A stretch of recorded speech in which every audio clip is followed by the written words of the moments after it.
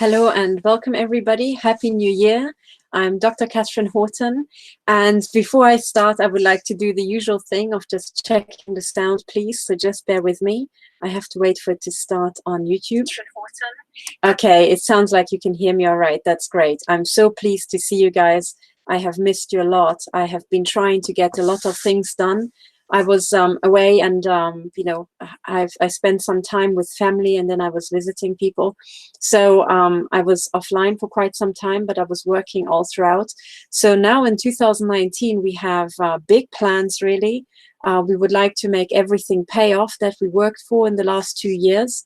And I really would like to move towards court cases and having these people arrested as quickly as possible. One of the things that I think you all noticed is how the assaults have just increased and just exploded over the last year. So 2018, they were really trying to mutilate people as much as possible. And well, I think even if you didn't believe it beforehand, now you can really see that this is a genocide program.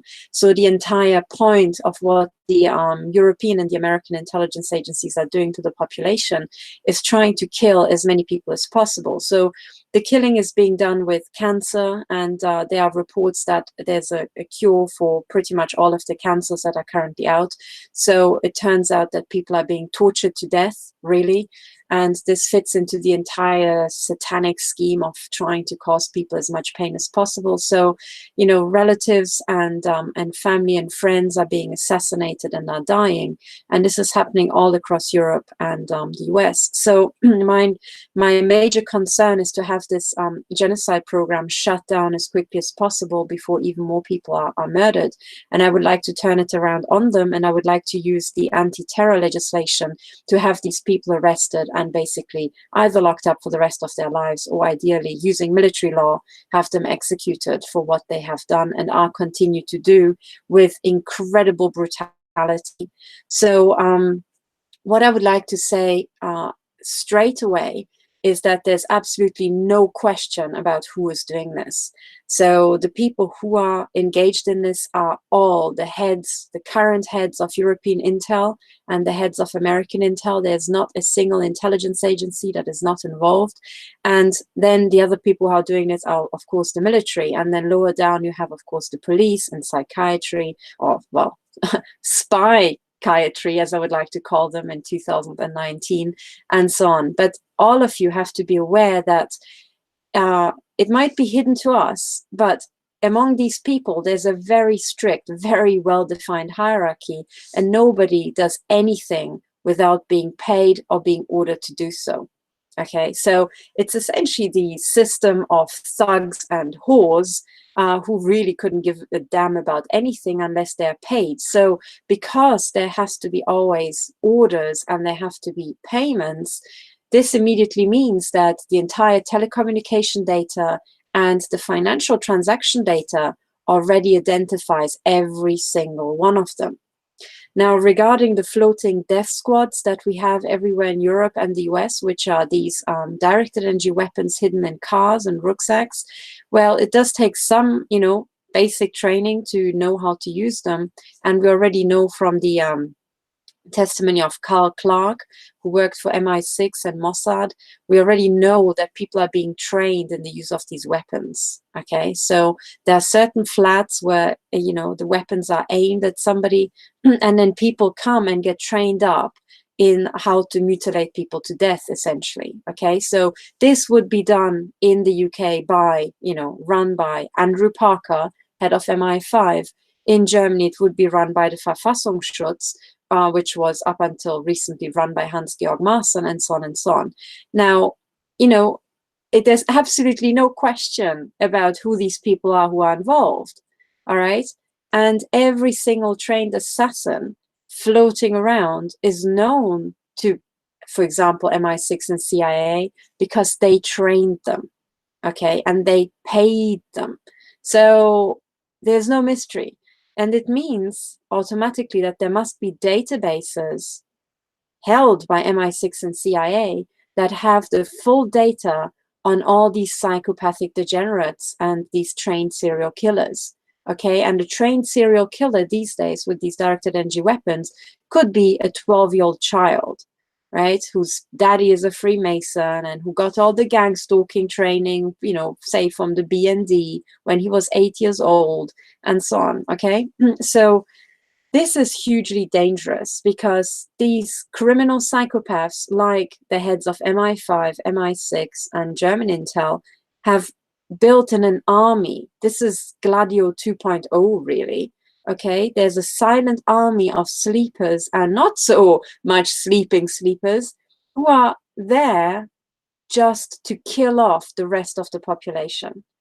Okay, so this is what the situation we're starting off with in 2019. How does all the chipping and this brain research go into it, flow into it? Well, the chips are used to triangulate and assist the weapons to know how exactly to shoot you in the organs so that you die quicker, right? The chips are also used to torture you, which fits into this satanic, you know, I don't know, torture masturbation agenda that's so close to their hearts. And then, of course, these chips have many other functionalities whereby in the process of being shredded to death, they also want to read out our brains and, you know, use it for their future projects, whatever that might be, okay? So all of these business plans are running in parallel. And what we have seen in 2017 and 2018 is that these psychopathic degenerates just do not stop. It has already been made public. There were court cases against these fuckers, and nevertheless, they do not stop. So I recognize that immediately as a psychopathic system run by senior psychopaths. Now, these are highly mentally degenerate people, and they do not react at all to incentives or certain incentives like the normal people do. And you have to understand this as we're launching into 2019. If you think that any sort of, you know, expressing how much you're suffering and trying to get empathy to make them stop would work, you're really on the wrong page here. When you're dealing with a psychopath, you're dealing with a retard zombie moron who's basically just out there to kill, okay? Fucking and killing. These are the only two things their brain have to be capable of, right? With a much reduced brain set the psychopaths have to be able to survive, you know, through the evolutionary process of human beings being around for millennia and you know, much more. So if you have all seen probably these brain scans from psychopaths, they look rather limited. Okay, so while normal people have a lot of activity, a psychopath would have nothing. Okay, even when faced with dangerous situations or horrific suffering of other people, these people are zombie morons. Now, when you're dealing with the zombie morons, okay, there's only very few things that actually penetrate their little skulls. Now, the two things that penetrate their skulls is, number one, the threat of their own death, which is the only thing they actually give a shit about, right? They wouldn't really care about the death of their children or their spouse because they think, oh, well, you know, I can get a new wife, make new children, who cares, right? So they don't respond to that. They respond to the threat of their own death. And, you know, another thing that penetrates their thick skull is a high-speed bullet. And that's it, okay? So these are the two methods we have to slow these people down. And now, after everything that happened last year in the second half, I too am rather less patient, you know, with people because I really want to get going. And there are a few things going forward that I will have absolutely no more patience for because I think it's total brainwash and total bollocks. So I just would like to explain to you how I'm going to approach 2019, okay? So given that we have a live genocide being conducted by our own intelligence agencies and our degenerate militaries, right? And given that these people are staffed by totally, mostly brain-dead psychopaths who only respond to basically their own killing, right? In any shape or form, I would like to do away with a lot of the suggestions on Twitter and on YouTube of how to handle a situation like that, okay? And I think they are all fallacies arising out of, you know, the cognitive fallacies of the normals that these psychopaths do not have. So if you want to stop psychopaths, you have to do something that a psychopath understands. You don't have to do something, and you shouldn't do something that would apply to the normals because you're not dealing with normals. In other terms, if you're trying to herd sheep, you would behave a certain way, but if you're trying to herd wolf, you would behave differently. Okay, because what works on sheep doesn't work on wolves. And you can find probably other analogies of, I don't know, eagles and ants or whatever, to realize that there's different breeds and they do not communicate or think the same way. All right, so what are the fallacies I have no more time for in 2019? Number one, it's all about raising your consciousness. No, it so fucking isn't. If it were, then the US Army would have consciousness raising squads, but they fucking don't. All right? And that's because this is all woo-woo bullcrap to make you think that if you just change your frame of mind, you'll be fine. No, the only thing it will do is you will go for long stretches of time, trying to meditate and trying to do this and that. And meanwhile, they're gunning you and your family to death. So raising consciousness is not going to help with psychopathic degenerates who are essentially morons, just gunning people to death. All right, let's just take this and let's just leave it in 2018. All right. Fallacy number two that I have no more time for, and now that I'm on my own, I'm actually at liberty to say that. I have no more time for people saying that you need to pray for it to make a difference. That, ladies and gentlemen, is the oldest trick in the book of the Vatican. All right. This entire book you call the Bible and all the other brainwash manuals, right, have been issued by the very same crime cartel, pedophile human sacrificing network that we're trying to fight. So if the fucking pedophiles tell you, oh, well, this is the story and this is what you should live, after, do you would take that advice? If you have some geriatric old fart who's just killed and, skinned a bunch of babies alive, will you then take the book from him and say, oh, yeah, I'm going to read this and learn it off by heart because the answer must be in here? Okay, no. And I don't care about what the Bible was before and after the big conference of Nicaea or whatever the fuck it's called. I just don't care. Whatever's in the book now, right, will not contain the answer. And if you start talking about, yeah, but it's like Revelations, this and that. Yeah, of course it is. Because this is the program they have been running every fucking century and it works. Okay. So of course it's going to follow their template because it's their freaking template of how to genocide us. But if you're trying to find a solution of how to stop a genocide, the kitty fuckers most likely won't tell you.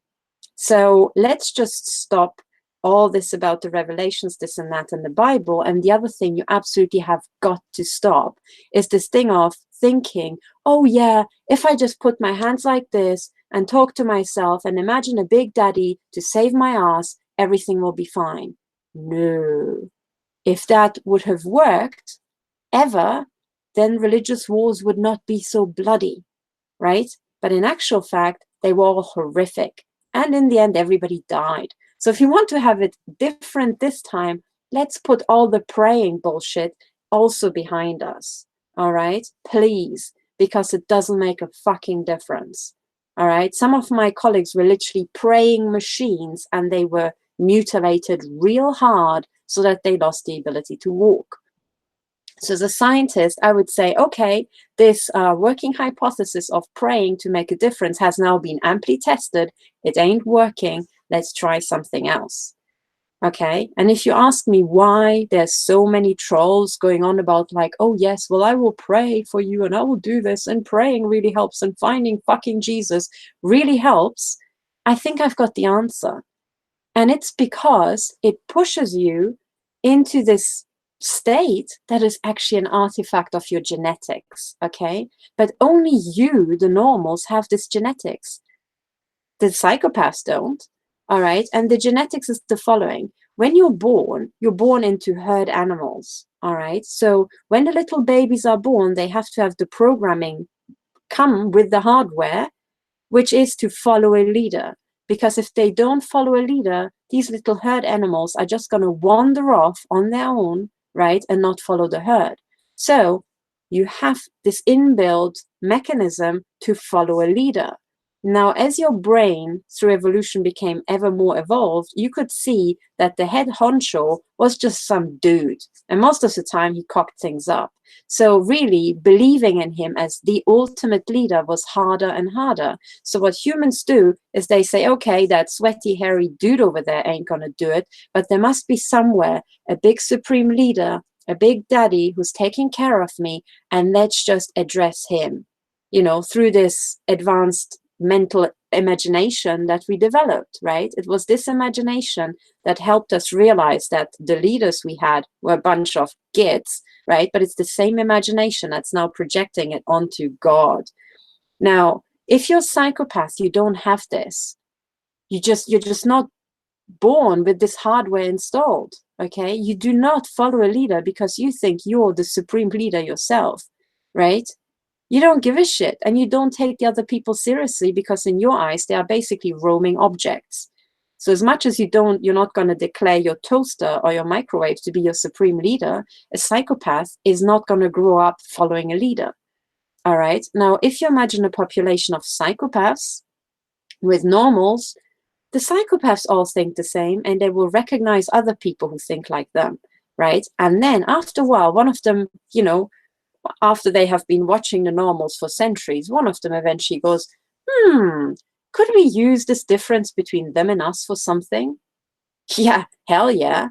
You could make a very charismatic fake leader, and all these little kiddies with the, follow the leader programming are gonna go after the leader, wherever the hell the leader leads them. And meanwhile, all the psychopaths are looking at this and going like, God, these people are idiots, right? So if you think about it like that, it's pretty clear that the Bible is a big fat brainwash manual, because all this is about is like, oh yeah, follow the big leader. Don't ever dare to just, kill the fucking Roman emperor yourself by your own hands. Not once should it occur to you that, as you're standing in the square, listening to this Roman dickhead talk, that you're surrounded by hundreds, if not thousands of people. If you all wanted to, you could just rip this fucker to shreds, right? And take all his money. Why not?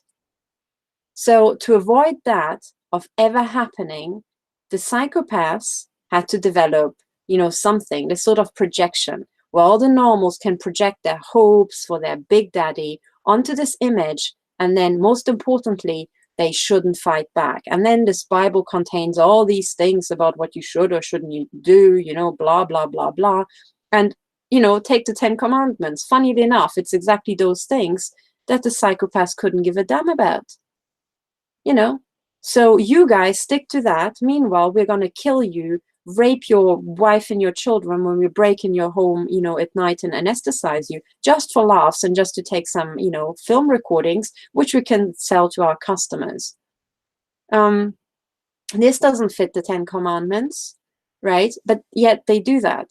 So what you end up with is one pool of normals, which are the absolute vast, overwhelming majority, and the people who actually, in every other respect, have their head screwed on. And then you have these psychopaths running absolutely amok. Okay. And then when some people say, yes, but the psychopaths are killing me, the other normals then start reciting the Bible and start telling these people, oh, you should pray to God and he will help you. And if he doesn't help you in this life, he'll most likely help you in the afterlife, whatever the fuck that might be. Nice. Can you see the mechanism?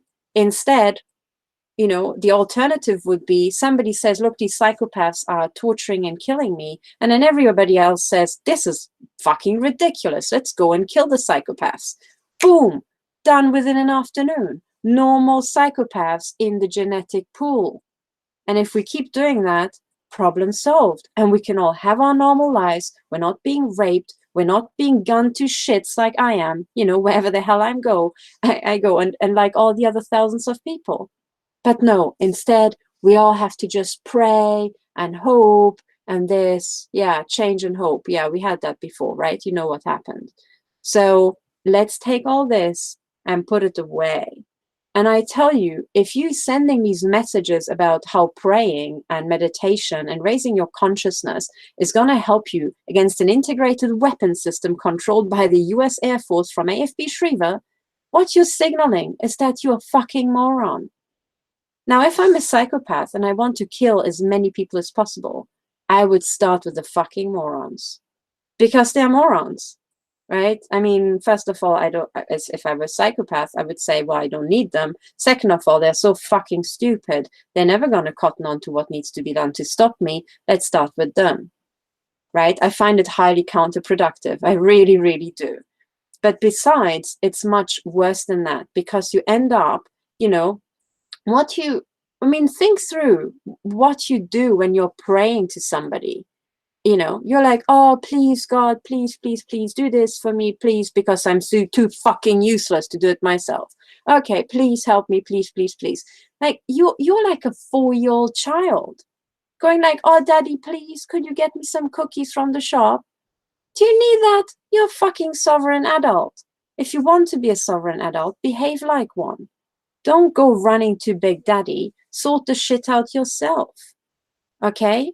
Because, you know, if you do this, you're going to put yourself into the state that you were in when you were a toddler. That's not going to be very conducive to us fighting this war, is it? Right? You're a grown adult. You're either a family dad or your family mom, or you don't have children yet, but you have a career, or whatever your life is, but you're grown up now. You don't need Big Daddy. And you don't need some Vatican pedo, you know, kitty fuckers to, you know, give you an image to pray to. So please stop it. Okay? Because this is more damaging than you can possibly imagine. And it just infuriates me, because I have seen it happen to people that we would say, okay, right, let's do this, this, this, and this. Okay. And we will get these fuckers, we'll lock them up, we'll get them Nuremberg 2.0, we'll have well-documented evidence, and then we're going to hang these bastards. Sounds like a good plan. If you have a problem with psychopaths, you need to remove them. Okay, great. Great plan. Then something would happen that would upset us, some trauma, some big pain, you know, and instead of thinking, okay, this really sucks, this pain, but let's just get through it and let's get back to the plan as quickly as possible, which is, you know, court cases, Nuremberg, arrests, death sentences, as quickly as possible. People would say, oh yeah, well, you know, I need time, I need to pray, let's just pray. And then they would go through the praying and come back in like a different mental state. And the different mental state would be, oh yeah, well, you know, we need to cope. No, you need to get even angrier than you were before, right? This is what I'm doing. Every single time I'm tortured, you know, I get through the torture and then I think, what the hell was I doing before this thing hit? Oh yes, I wanted to rip out the balls of Sir John Scarlett and all the other MI6 dickheads. That's what I was up to. Let's get going with that again, you know? This is how you have to think. And please, I mean, you know, the funniest thing to a psychopath is if he's attacking somebody, right? And then this somebody starts acting like prey. You know, imagine you're whatever, wolf, and then the other person actually you thought was a person starts acting like a rabbit. Do you think a psychopath is going to slow down? Or will he think, oh, that's great. I actually thought I have to fight a human here, but actually it's just a little bunny rabbit. He's just going to accelerate, right? That's what I would do if I was a wolf out for prey and I realize, oh, actually, I'm not dealing with a grown man. It's just a little rabbit, right? I would be like, you know, like this. And this is what's going to happen. So please do not make yourself smaller. You know, do not pretend you are easy to pacify. What you need to do is every single time something happens, you need to start, you know, writing these people's names, right? For the death list, you know, Nuremberg 2.0, and you have to keep writing these people's names, you know, and only when all their, you know, GCHQ and NSA data collection tells them that every single time they pull some bullshit, their names start, you know, turning up and thousands of people are writing their names on death lists, that's when I think the message will hit with these people. As long as you're all tweeting about praying and consciousness and this and that and healthy eating and I don't know what, they will just keep going, right? Because the mass surveillance tells them they're dealing with fucking idiotic bunny rabbits. Let's go for them, right? That's what they're thinking. So moving forward, I want to see a bit more freaking aggression here, right? Controlled aggression, the kind of aggression that gets you going and makes you get shit done, because these people are killing us and they will not stop. You do remember the Second World War with the Nazis, like all out for fucking ahead reasons, thinking, oh yeah, we want to take over the world. You know, did they ever stop when, I don't know, the Polish suddenly started all raising their consciousness and started praying? No, the fucking Gestapo went in and killed them all, right? That's what happened. So we have the Nazis back again, and they will not stop. So we can do it nicely, which is arrest them, put them in little controlled, confined spaces, and if I have my way, have a really good detailed court case with public 100% transparency, really high-level documents and evidential evidence. And then when we all decide, yes, indeed, we're dealing with a murderous fucking little psychopath, we execute them. So we don't have to deal with them ever again. And most importantly, so that we start breaking up their networks. Okay? But that's the nice way. If we don't get court cases, you know, what will happen to us is what happened in California, where the US Space Command started exterminating communities and razed all the houses to the ground. And they do have the technology to do that wherever. Okay? So we could either arrest these people and put them into, you know, secure, confined spaces, or we can try to stop them once they start eradicating entire communities around the world, which would mean we would have to go down into some big military bunker that's apparently the most fortified, you know, on the planet, and contains scalar weapons and I don't know what weapons, so that people don't get in and stop them. So we could either wait to that stage, or we could nab the fuckers and arrest them when they come home from work, you know? So this is what we're dealing with. And I want you all to finally get your head around this thing, these facts, that we are dealing with a live genocide. Okay, so I just wanted to say these things. These are my pet peeves from the year 2018, right? I'm not going to talk about raising consciousness, and I don't want you, you know, telling me how I need to find my way to frickin' Jesus, okay, or I need to pray, because the amount of time you spend praying will be that, you know, bit of time more you're being gunned in the head without doing anything against it. Okay, so just to make this clear, right? I mean, this is not going to come as a surprise because you all know I'm an atheist, but I really had it with the praying squad. Okay, I really freaking do, you know, not least because I used to work with Christians, and look what happened, you know. Thank you. No more Christian, you know, love for your, you know, brothers and sisters for me. Thank you very much. I would rather just work towards court cases. So there we are, just to get this out of the way. Okay, so one of the things I would like to do today is I want to present what the plan is for 2019. Okay, so I made a very big, very long, you know, video, because I like to stuff absolutely everything into one video so that you have it all there, all the information you need. So for the coming week, the coming year, everything you need to know is in this video. I'm just bringing it up now. It's called the plan for 2019, and that is the video that you will find here before this current one. Okay, so let me just bring it up. Here we are. Okay, so let me share my screen, because I would like to show you a couple of things in that video, and I would like to show you how to navigate it. Okay, so just a moment. Here we are. All right, so there we go. So the plan for 2019 looks like this. Okay, let me share my screen. Here we are. This is the plan for 2019. What this contains, it's a presentation, okay? And actually below the video, you will find down here a detailed index, okay? So with these long videos, I'm trying to, you know, truncate them into 15 or half an hour segments so that you know what I'm talking about. So the very first 15 minutes are just looking back through 2017 and 2018, what we've achieved.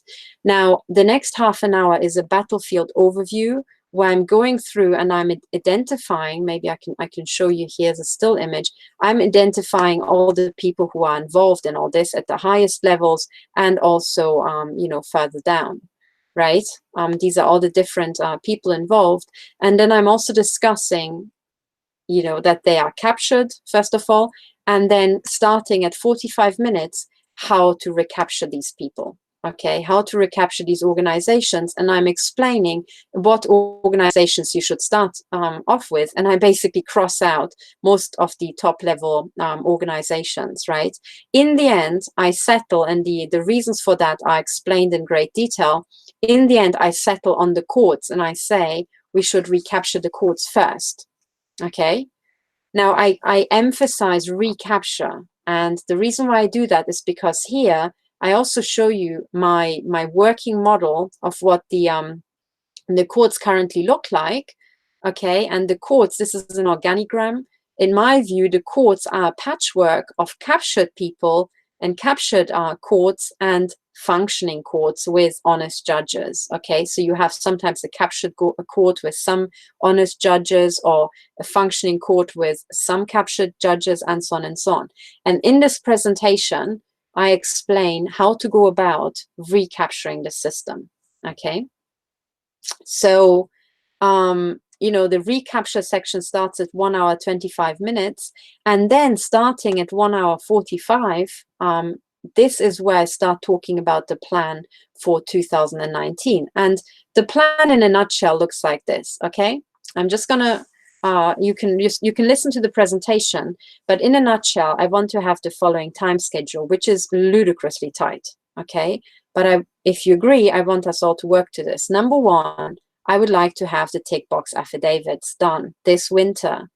Okay, the tick box affidavits, what I mean by that is you are using the template, which you can find on my website on the first link here, the affidavit form. All right.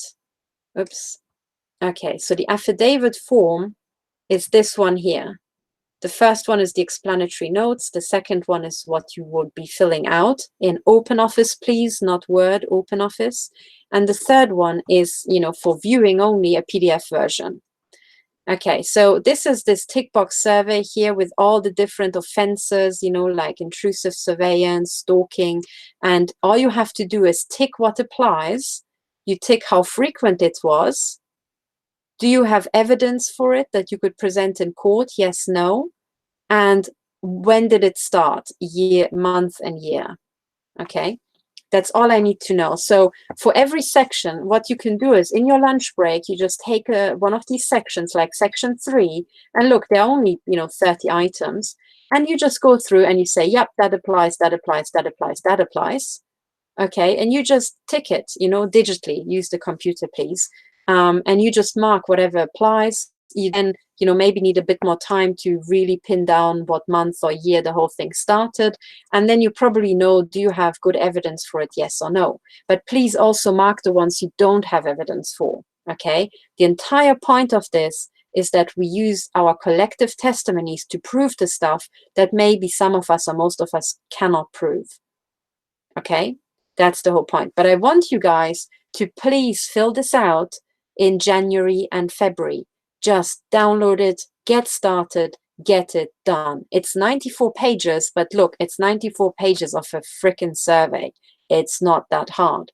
The reason why it's 94 pages is because I really try to cram absolutely everything into it. Okay? So here we are. Now, this is super, super important that we have this, because we need to prove what type of crimes are typical and the existence of this global genocide. Now, I do have already some evidence for that, but it's much better if I can go into a court and say, look, and here are all the affidavits from the Holocaust victims. This is what they're saying, you know, under oath. This is their signature. This is their testimony. This is not me making this stuff up. It actually happens. And only when we can do that and prove that in court can we move to the next level. Now, what I want to do is I want to use these tick box affidavits and procure an emergency injunction for every single victim. And these are emergency injunctions against the intelligence agencies and the military. And my line of reasoning is that, first of all, we cannot be expected to prepare a court case while we're being raped and terrorized and gunned. Never before in the history of the judiciary had litigants had to do this, to prepare a court case while they're being literally gunned in their head mercilessly by the defendants. Okay, so clearly what we need to do is just go into court and say, okay, we all know what's going on. We all know this is a big fat genocide being conducted by, for example, Andrew Parker in the United Kingdom. We all know, we do have the evidence, and we now ask the very same Andrew Parker to just cut it the fuck out. All right, and then we go back and then we look at it in detail and collect all the damages and all the evidence. This is what this is what we absolutely have to do. The other reason why we need to have emergency injunctions first is because most victims are too shit scared to name names, because they are being gunned 24/7, and the intelligence agencies have now compromised all of their electronic devices.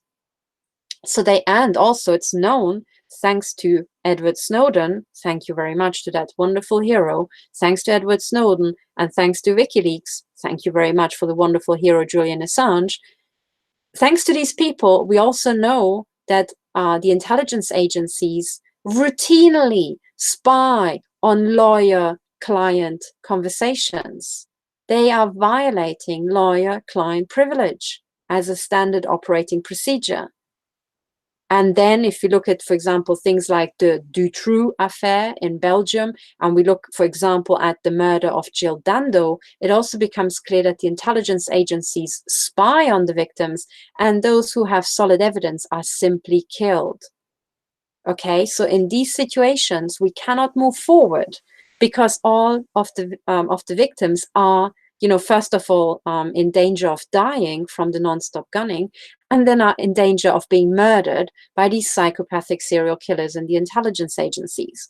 So what I really, really want is us all to go into court, start slamming the benches and say, we do need these fucking injunctions against these serial killing psychopaths before we can move forward. We have a right to be safe when we are preparing our court cases. Okay, and I really want these emergency injunctions to lead to immediate arrests for the heads of intel and the military, and also lower perps, which, those who are very obvious and very known. And I really want these arrests to start in spring and also continue throughout summer 2019. And when these people are arrested and they have been replaced by heads of intel who are not quite as fucked in the head as these people are, and by heads of intel who do not, promote and continue the genocide, then we'll sit down and we'll write detailed affidavits, we'll present all our evidence, and we will give named perp lists. Okay, so this is the sequence. And then once we're done with that, a bit further along this presentation, hang on, there. The final step, number 5, is to get compensation for the victims in very detailed, very well documented court cases. Okay, so this is the outline. And this is what this presentation is about. And you can listen to the details, because then in the subsequent slides, I also explain in great detail. I just don't want to go through this, because I have already done so. You can see what is required for every step to succeed. Okay, so this entire presentation here that you see is my explanation of why I'm focusing on the courts, and in a nutshell, it's because all the other systems are extremely captured. They are basically what I would call fucked beyond redemption. I'm not even going to try. I know that the courts are captured, and in the presentation, right in the middle bit, I explain how they're captured, what it looks like, and what we need to do to recapture them. Okay, so I am aware. So please stop messaging me telling me how corrupt the courts are, because I know. You know, I have talked, I've interviewed Gerhard Ulrich. I'm aware. I have been in front of this High Court myself, pro se, before 3 judges, standing there on my feet, right? Yeah, tell me about judicial corruption. But then again, I also have to say that the first 2 judges were totally fine. Okay, so as far as I can make out, 3 judges, 2 of them totally fine. So on average, you know, 2 out of 3, that's a good fighting chance. Okay. Now, the other thing is that as we're moving towards court cases, there are already court cases running. In the corrupt court cases with the corrupt judges, it is obvious like daylight that these people are members of a criminal network. Okay, because what the judges are pulling and what the attorneys and barristers are pulling in those cases is really something to behold. You know, it's not something where you have to go like, ooh, you know, what exactly did he say? Ooh, are we sure that judge is corrupt and has been compromised? No, it's like everybody in the back row thinks, oh my God, look at that judge. You know, that's like, you know, because these cases are so clear as day, to be able to throw them out, the judiciary really has to bend backwards. And when you see a judge bend backwards, that's kind of like obvious, you know. So what we'll do is, as we're going into court, I really want us to start collecting the names of corrupt judges, because these are the people we need to pull out of that system and throw away, you know, ideally into jail, you know, or, you know, for them to go off and have a career somewhere else where they can't cause any harm. But we need to start pulling out these captured people from all these systems. Okay, so this is now the general outline, and what I really want to emphasize, going back to the actual timeline. And this is what I want to talk about today. And I want to have a question and answer session where we discuss in detail, you know, your worries, your problems with this schedule, if you have any sort of better ideas, or, you know, what might occur to you. Okay. But this, ladies and gentlemen, is basically, for me, the outline for 2019. Okay, it's a very, very tight schedule. But then again, I'm thinking it's now the middle of January. If you have 6 weeks, or if you have 2 weeks or 4 weeks, do you think you can answer a tick box questionnaire if, say, your life depended on it, or if your family's life depended on it? Could you do it? Most likely, right? So please, all of us, let's kick into action and let's start writing this down. And as always, you do not have to send your affidavit to me, but you need to start compiling this affidavit, because you will need it eventually. Okay, so you send your affidavit to me if you trust me. If you prefer not to, but would like to take part, that's fine. Fill it out and either use it to compare your case to other victims who you trust, or you use your affidavit to go pro se in the American courts, and then you can still use all the other affidavits that were published to prove your case, you know, or you start your own affidavit collection. That is all fine. But you need to get going and you need to do something. Right? So what I'm also trying to do is, the tick box affidavit is kind of like affidavit writing light. Okay, so it's much easier to fill out a tick box survey than it is to write your full detailed affidavit down here, because that's bound to be just pages and pages and pages, and it will require a lot of research and you going back through evidence and all this sort of stuff, you know. But once you have done this, you have run through your entire case very quickly. You have a very good idea of what it entails. And then you can go back and you can use the tick box affidavit as your template to start writing out every single thing that you ticked. And you can start writing in detail what happened, you know, with every offense. So that is super, super important that you get going.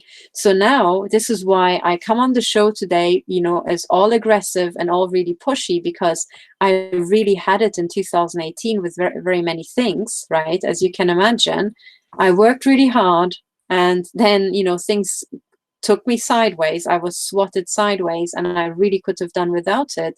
But at the same time, I also want to finally start working on the things that matter, which is what I wanted to do all along. And I want us to, you know, to get going, please. The other thing is I want us to be quick, because the longer we drag it out, the more expensive it is. You know, the more health damage you have, the more these people, you know, train up other, well, death squad members, and the more death squads we have roaming around Europe. Okay, so it's super important. But anyway, so this is now the outline.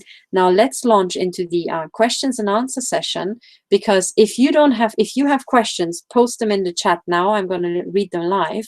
If you don't have questions, I do have a couple of things that I would like to discuss. So, okay, let's see. What do people write? So most of them are reporting.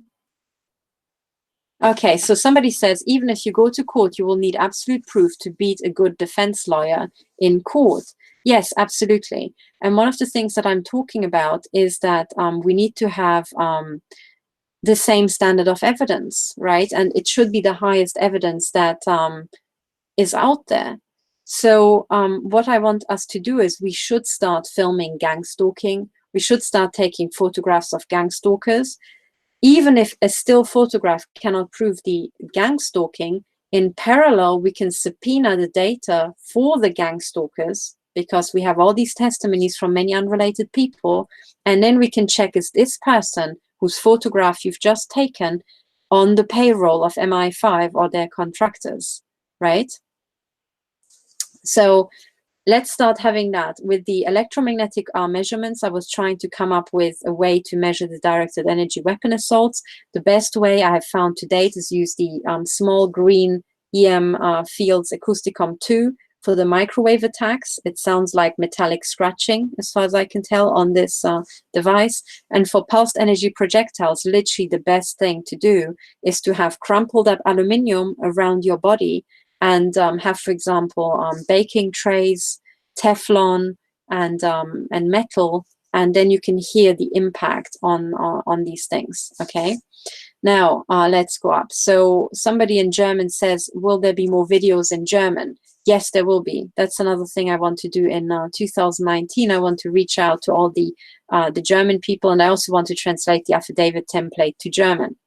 And if you speak languages, it would really assist me. If you speak Spanish or French or whatever, it would really assist me if you started translating the affidavit template to your mother tongue, you know, or to a language that you speak.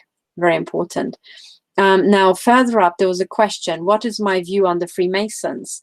My view is that the lower levels probably have no idea that the top levels are worshipping Satan.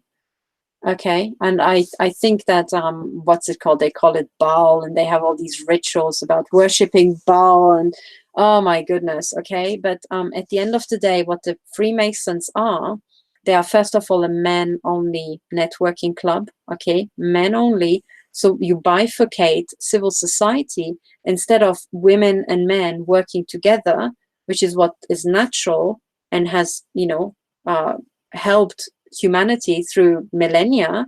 Instead of that, you pull all the men together and you brainwash them into just a purely male thinking.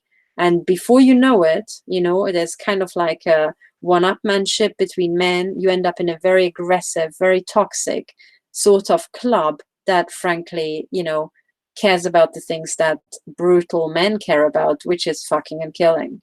Okay, and that turns out to be exactly the case with the Masons. So higher up Freemasons are in the intelligence agencies, are trained assassins, are committing, you know, child sacrifice or child murder and child sacrifice rituals and so on. And the lower levels are completely oblivious. But I consider the Freemasons to be a subversive society. Why does it have to be secret?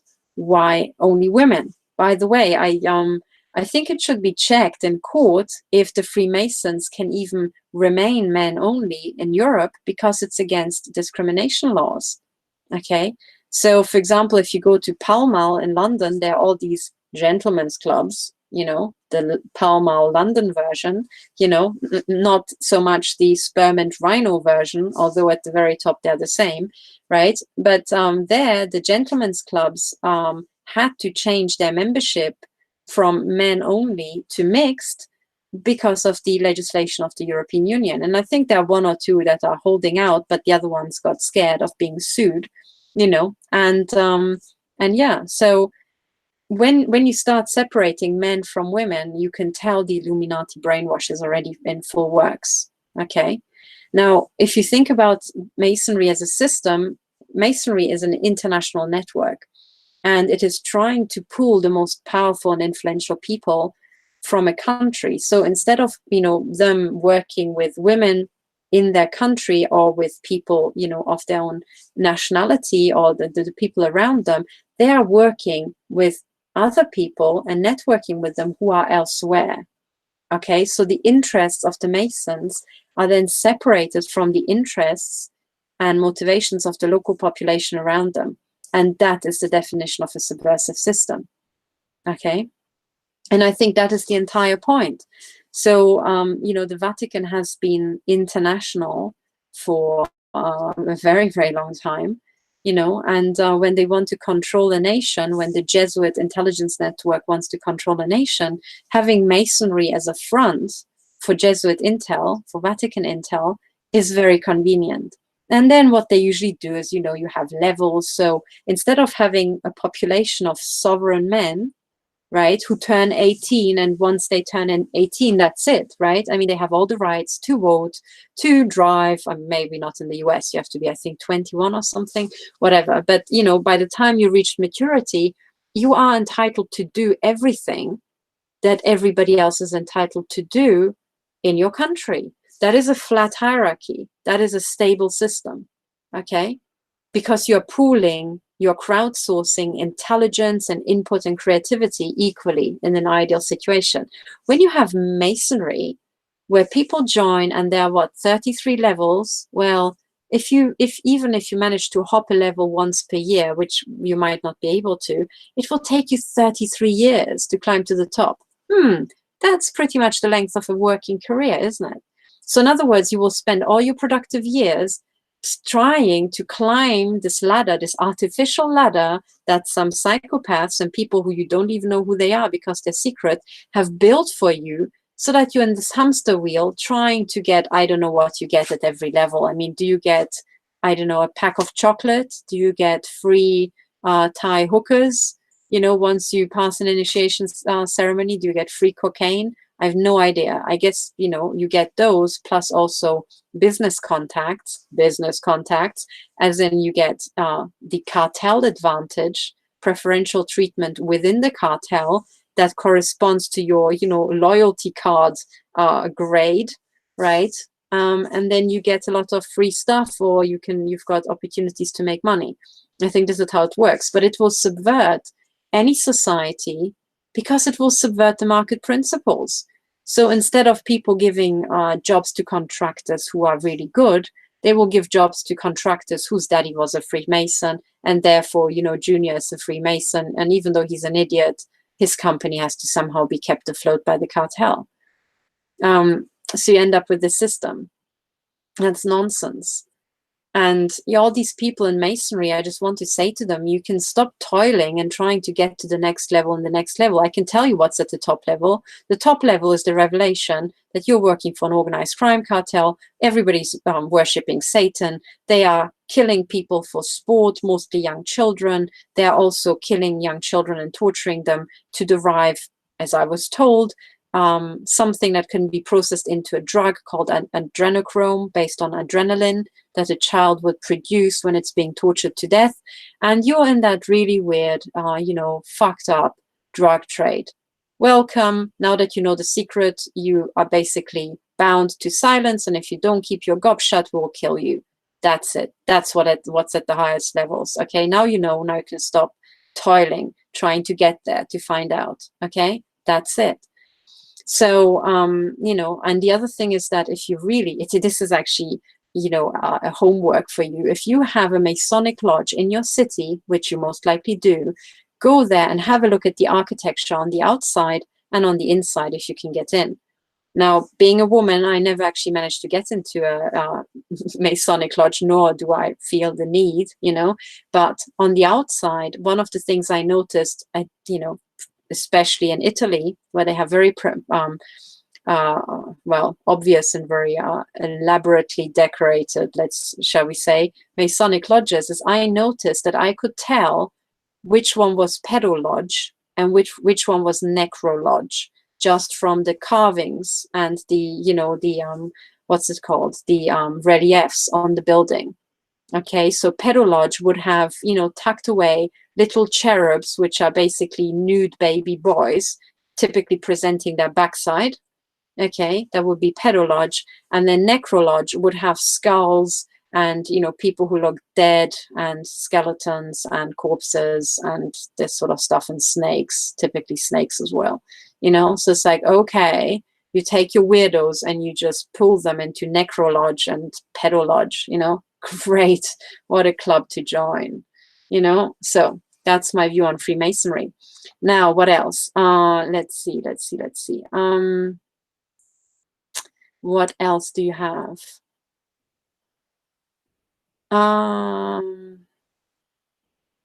Aliens, law, QAnon. Okay, I've really, there's so much text, I can't really see your questions. Okay, people say I need to make more videos in German. That's true. Now, everybody who's got a question, please post it in the chat now. Okay. Okay.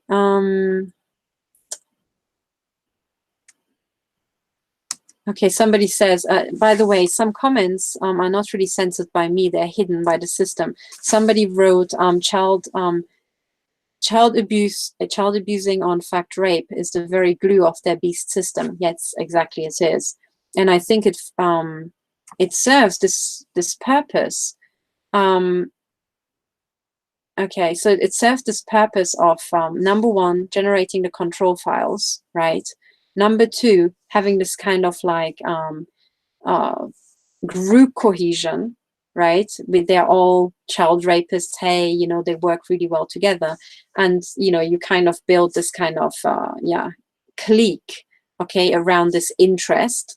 And then the third one is really this drug trade with adrenochrome, I believe, you know, and whatnot, maybe organs and stuff like that. Somebody asks, anyone aware of how many US presidents are high-ranking Masons? I think I looked that up not that long ago, and I think the rate is a third, if I remember. So every third US president was openly a Mason, but, you know, maybe there were others who were just, you know, covertly Masons. So somebody asks, how can we protect ourselves from the harm being directed at us? There are several ways. Well, with the electromagnetic weapons, it is extremely hard, right? So, sorry, I'm just trying to show all the comments.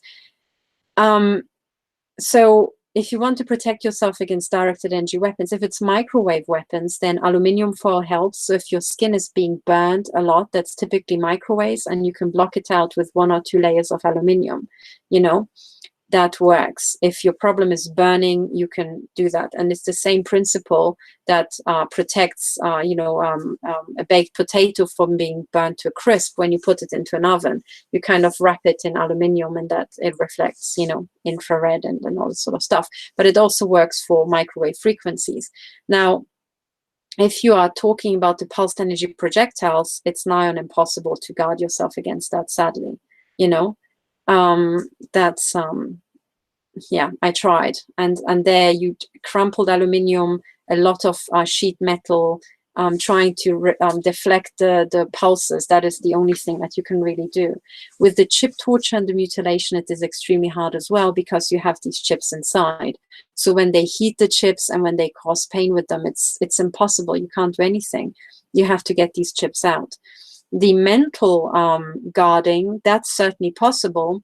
And with the gang stalking, the sort of neurotechnology, you might be able to, you know, find like a place in your mind where you're at peace, where you can withdraw, and where you can block everything out, just to basically, you know, have time to breathe and think about it before you expose yourself, you know, to the outside world again. So there are certain minds techniques that you can use to guard yourself against this stuff, which some people say is also very helpful if you're being neuroteched, you know, or if you're being assaulted with all these sort of, yeah, for example, the eye implants, the voice to skull, and all this kind of non-stop terror that they're trying to keep you in. Okay. Somebody says, okay, I've seen several questions, so I'm going to go back up now in reverse chronological order. Somebody says, would you say that the Zionist/Israel control movement in the US, or that the Zionist Israel control movement in the US is related to Masonry as well? Yes, I would say so, and that is for the simple reason that, for example, the Zionists use exactly the same symbols. If you look at the Parliament of Israel, that is cartel signaling. That is identical to Masonic signaling. It's identical to this Luciferian satanic signaling. So it's the same language or symbols. These people are not different. They are the very same network. And I personally think that they have already infiltrated every world religion. So it's not just the Vatican and Christianity per se. It is also Islam. They have also subverted that. They've also subverted Judaism, you know, and in every single case, they're trying to brainwash people. And behind this is an ancient system of abuse that is extremely conducive to psychopaths and to their advancement. So this is what I think. I also believe that Israel, you know how, for example, Germany, it turns out it's not a state anymore. It's a company. It's a registered company, the entirety of Germany. And similarly, if you look at Israel, I struggle to consider it a country.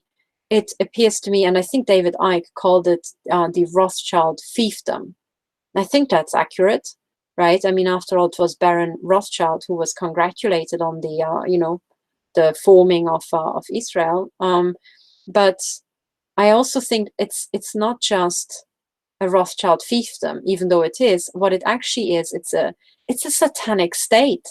I think they wanted to have a patch of land where they can really let rip, really experiment on people and kill as many people as they want to. And then if you set that up and if you try to populate that patch of land where you have these plans, you know, you invite people under some pretext. They think it's, oh, this is the Jewish homeland.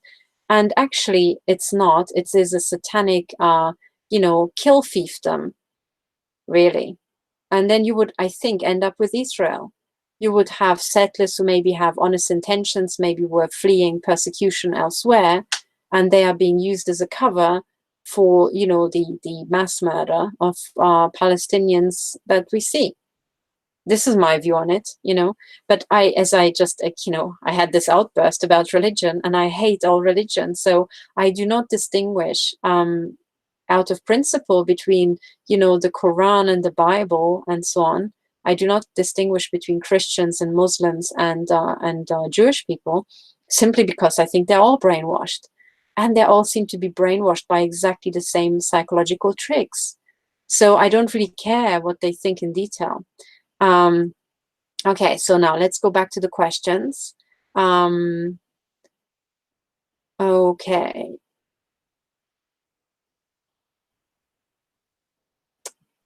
Just a second. There's lots of great comments.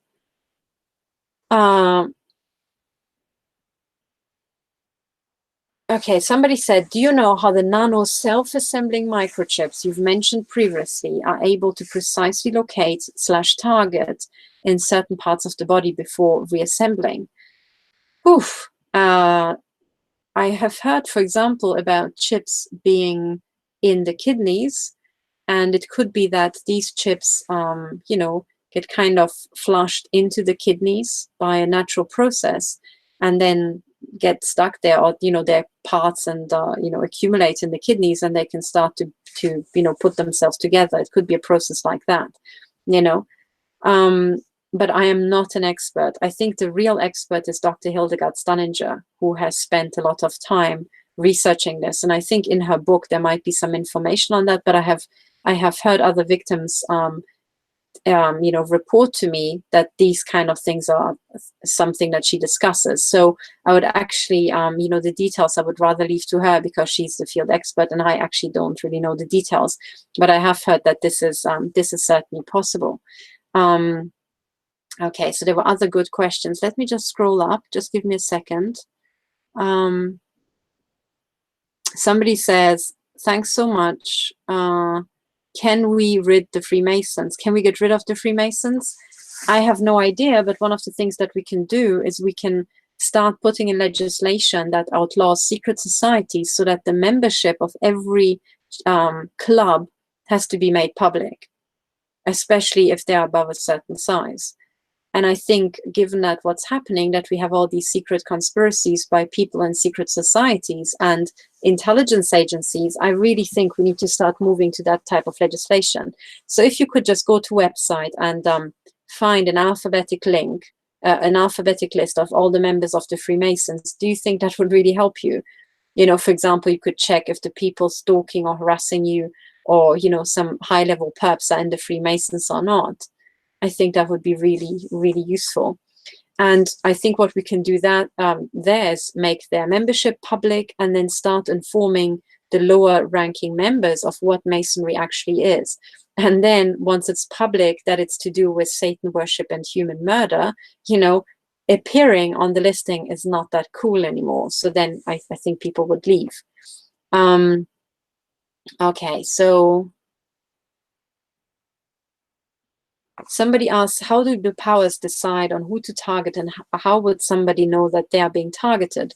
So the first question, how we are being targeted, I think there are many different motivations. I think people can be put on lists ludicrously easily. So it could be because sometimes they want to take down people, you know, because they are very intelligent, and there's an overarching program of just killing all the intelligent people so that they cannot fight back against the cartel. So if you are really intelligent, it could be that you're being targeted because of that. If you're really creative and you're very entrepreneurial, they don't really like that, especially not in women, because they want women subjugated and they want everybody to work for these mega corporations. They don't really want to, you to start your own business. So some people are attacked because of that. Other people had patents stolen from them, and they should be intimidated into, you know, not fighting back.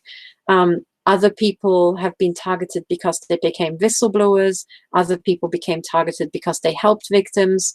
Other women, especially women, got targeted because they can be sex trafficked. They look very attractive, or, you know, they are just appealing to somebody in the cartel. And some people are just picked on because they are very vulnerable, very exposed. They can be experimented on.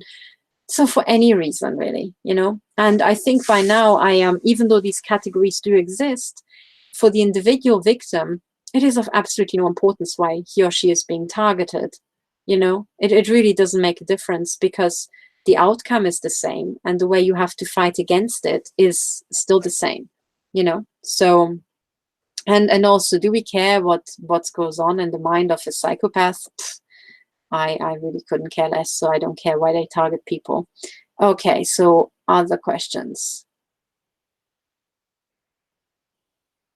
Oh yes, sorry, there was a second, I've just remembered there was a second part, you know, how do people know that they are being targeted? And this ties in with another question somebody just asked that relates to me. And they said, I was just reading your about section. It said you have been under covert surveillance since 2011, since attending a court hearing. What was the court hearing about? What did you do wrong? Okay, I didn't do anything wrong. The court hearing was Berezovsky versus Abramovich. It was two Russian oligarchs fighting each other in the London High Court. And then I discovered I wasn't even, so this was overt surveillance, I should say. My overt surveillance started in 2011. But then I realized I have been under surveillance starting from the year 2000 at least. Okay, so it goes back to the year 2000. So I was under covert surveillance for 11 years. And then in 2011, I came under overt surveillance. And then this relates to the question, how does somebody know that they're being targeted? Well, first of all, what most people notice first is being stalked, or street theater, odd scenes around you, of being hacked, you know, or people start behaving strangely. People start quoting things from your private emails and your phone calls back to you, stuff like that, you know, really odd things. And other people, they are being shot at with directed energy weapons. Yet other people find implants and more gallons inside their system. So when really, really strange things happen and it becomes obvious, that's when you know that you're being targeted. I should also say that I agree with Katherine Horton that the US has 350 million people being targeted, as in the entire population. They fall into two categories: those who know that they're being targeted and those who do not. What I mean by that is that I have the strong suspicion that a lot of medical complaints are actually to do with targeting. Okay, and the business plan behind that is to give people pain, give them joint problems, or give them fake, diseases that kind of mimic normal diseases, and then make them, take a lot of drugs and make their insurance company pay for a lot of treatment and a lot of drugs for the cartel. So that's the short answer. Now,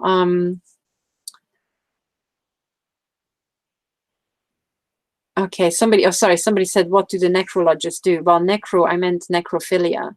So this is the, sexual intercourse with corpses, which, as sick as it sounds, actually exists. And Jimmy Savile was a very famous, by now, infamous, necrophiliac, and also pedophile. And before that even became public, I already, earmarked this. And I said, look, what we need to look for is pedophilia and necrophilia, because the way the cartel control files work is that they go for the most, heinous crimes, the ones that everybody would find so incredibly revolting that they would be good, lasting control files. And, having sex with children, raping children, and then having sex with corpses revolts most people. So these are strong control files. Okay, let's pick another question. Okay, somebody says, why is my stupid neighbor reading my thoughts? Who the hell authorized the moron? Depending on which country you are in, the people authorizing the moron would be the FBI, DHS, sometimes CIA or NSA. If you're in Britain, it would be MI5. If you're in Germany, probably the Verfassungsschutz. So depending on where you are. And your thought reading is probably done through a combination of EEG chips on your scalp, and maybe something in your throat that records your the vibration of your vocal cords. And it's using the fact that if you're just thinking in sentences, but you're not forming the words, your vocal cords are still vibrating. So it's almost like if I say, oh, this is really stupid, but don't say it out loud, I just think, this is really stupid, then my vocal cords vibrate as if I'd said it out loud. And if you can read it out, you can kind of, you can pick up the subvocal speech. So I think this is what's happening. But of course, to pick up subvocal speech from a chip that might be in your throat and then broadcast it to the neighbor, it would have to go to some amplification unit, probably on the back of your neck, which then communicates with your Wi-Fi router, or some electromagnetic network around you, and then that would have to be broadcast probably to the mobile phone or the laptop of the neighbor. Or maybe it's converted and he can actually hear your thoughts because he has ear chips, and it's pumped into his ear because there's a computer that reads it out, converts it into speech, and then sends it to him. That's also possible. So there are always these chains of hardware architecture between people when this sort of stuff happens. Okay, so other questions. Let's see, what other questions are there? It really helps if you start your question with a big, this is a question. Somebody says, are you familiar with what happened to Harald Kautzweiler? No, I'm not. What I do know about the guy is that I think he was targeted because I saw a video where he seemed really intimidated. But if I remember correctly, he was analyzing chemtrails and what's in them. So I would like to hear more, and I would also like to meet the guy, because I agree, I think he's amazing. And I think he has done a lot of research that is part of this puzzle piece. So yes, I really would like to know more about him, and I hope that he's fine, because he's done great work, and I can imagine that he was assaulted, quite badly. Okay, so what other questions can I see? Oh, hang on. I have to, it's not very easy to scroll through this chat. Let's see.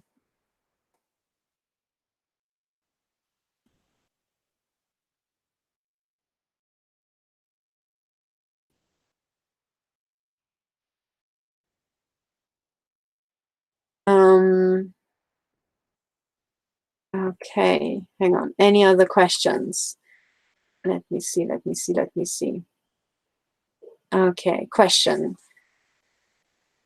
It's okay. Since all this started, have you found any safe haven to travel where they haven't targeted you? The answer is no. I have now, traveled to, well, I was targeted in England, in Germany, in Switzerland, in Austria, in Hungary, in Romania, in Italy, in Belgium, and the Netherlands. And they targeted me everywhere the same. So the short answer is sadly no. Also, when you brought a court case involving MI6, etc., oops, it just went off the screen. Hang on, let me just get back to it. Okay, so when you brought a court case involving MI6, etc., did the attacks lessen or stop while it ran? The attacks exploded. On my very first court hearing, traveling to the London High Court, I got a death threat in the Easy bus traveling from London Heathrow, or or was it Gatwick? I can't remember, Gatwick maybe, into London. And then 3 days later, I survived an assassination attempt in Switzerland, which kind of indicates MI6, doesn't it? And then after the first court hearing itself, I went back to the hotel, and there I was gunned in the head so hard I basically collapsed from pain. Then they waited until my husband came home, and when I got up to tell him what happened, they gunned me again until I collapsed from pain. So, and then they assaulted me, they neurotecked me. I had to flee my home during this litigation. I was in hiding for 2 weeks. It just went bonkers. But then back then, I had absolutely no idea what was going on. And I, got really intimidated and extremely scared and upset. These days, if they tried to pull this, I would be back in the High Court the next day, right? When the court opens, raising a stink. I would literally just, I would be actually also really close to the MI5 building. I might just, send them some kind words that way. But anyway, so, and I think this is also what most people experience. They are assaulted very hard during litigation, but that is precisely because the intelligence agencies don't want us to produce this high level of documentation and then file it as a lasting documentation with the courts. That's very, very dangerous. Okay, so then a question. Do you agree that childhood vaccinations are given to cause harm and not to protect? My 3 kids are in their 20s and all are, I believe, vaccine damaged, especially my 20-year-old. First of all, I'm extremely sorry to hear that. I think so. I think, unfortunately, vaccines have been hijacked. Now, my view about vaccines is the following. The vaccines, when they are properly done and they are not contaminated and used for New World Order purposes, there's a very core set of vaccines against horrific diseases that are still all around us. We just have forgotten about them. But they are really just a handful. So in Europe, you would vaccinate your babies against this most horrific stuff that would absolutely destroy their life if they didn't have this vaccination. Now, I know that if you live in, a place like Germany or the US, you might think, oh, no harm could come to my child because look, it's safe. But this is kind of like, false security, because these diseases are still rampant in other parts of the world. For example, in Eastern Europe, where I was born, many family members were doctors, and they still saw many children dying or being left crippled by these diseases, horrific diseases. So they know very well that if you don't vaccinate, a fraction of us will just end up dying a most horrific death or end up crippling. And we really don't need that, because getting a vaccine is now, not big science. It's, very routine. Now, this is how the whole project started. And regarding those core vaccines, I still think that they're extremely important. And this is why I never say, oh, no vaccines. I say we need the core vaccines, And we need to make sure that those vaccines haven't been contaminated by nanotechnology, by mercury, and by whatever the hell the are chips, right? These really small chips. And this is why we really need to keep an eye on these pharma companies, and we need to start buying these vaccines and just analyzing them, you know, as a kind of random test of what's actually in them. We can do it ourselves, right? So that's my view on the vaccines. But when I look at what how many vaccines people in the US get, for example, that's ludicrous. Whoops, that's my mug. You don't need that many. Okay, that's totally bonkers. And also with these regular flu shots that people get, I think that's a New World Order plot. Okay, so old people in Eastern Europe, they don't get a flu shot every year and they don't need it. They are fine. We don't have every winter old people dying from flu. We just don't. So it's very much, you know, to me, it seems to be that there are bio-warfare programs, there are things, and actually I've got increasingly more evidence that certain extremely, you know, odd strains of diseases make the rounds in Germany. And I have friends, you know, who would come down with the flu for, you know, 2 months at a time. That to me is a bioweapon. So to me, it seems like the German military and German intelligence are running bio-warfare tests. And it might be that they're also testing antidotes, you know, with these flu vaccines and stuff like that. So, good God. But yes, now the vaccines about you, with your children, you really, you know, keep a tab on that. And over the next months or 1 or 2 years, we should have much more information about that as we're kind of peeling open this cartel and we get to the level of these pharma companies and how they were involved in actually, you know, harming people. Okay, so hang on, more questions.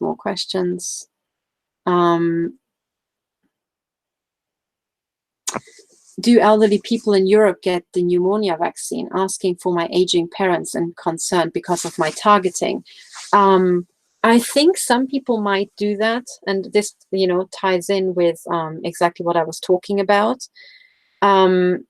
I think some people might here in Europe, but I'm not sure if that's a good thing. And I also don't know if this is, again, as I said, a bioweapons test. I really don't. I just know that there's a lot of odd things happening regarding, you know, illnesses recently. Okay, so somebody said the immune system does the job when not compromised. Well, yeah, apart from those really, you know, very deadly, very tough, you know, core diseases, which I think 5 or, you know, less than 10, that are where you really need vaccines if you're a child, if you want to have a fighting chance of not ending up disfigured or disabled or dead. Okay. Now, somebody said, my daughter has such bad illness, she cannot care for her kids or herself. She takes massive painkillers, fibromyalgia, Crohn's, POTS, which I don't even know what it is, and deep brain aneurysm. That sounds like targeting. It's just too many things all at once, don't you think? I mean, one way I always distinguish these things is if you have a rare disease or something really bad that has a certain statistical distribution. If you have several really rare things on top of each other, it could be that you have been targeted, right?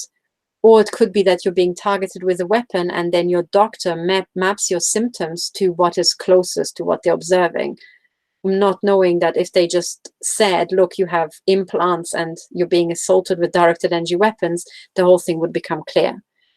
But one of the things that for me raises a flag is the aneurysms, because I think this is what they're trying to cause with these weapons and with shooting people in the head, you know, when they're asleep and all this sort of stuff. So that's why I want to shut down these weapons. Okay, so POTS is postural tachycardiac syndrome. Okay, I have to look it up on Wikipedia, really.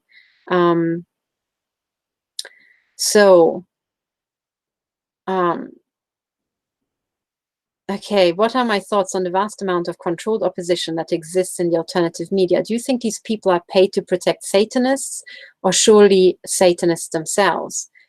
I have no idea. My thoughts are the following. okay, if you go to my presentation, right, which this is this one I was talking about at the very beginning of this show. Where is it? You know, I have at some point I've made a list of all the captured organizations. Okay, so let me just share my screen because I want to explain this better. So in every single system, be that the courts or be that the police or Intel or, you know, the media, you will find, oops, sorry, this is not what I wanted to show. This is what I wanted to show. You will find people who are part of the capture. Okay, so what you see here is a snapshot from my presentation, the plan for 2019.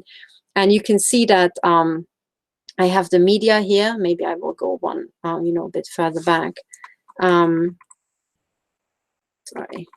So you have government officials, you have courts and the media, you've got neighbors, and you've got, you know, the NSA, the military. All these individual systems are captured, okay?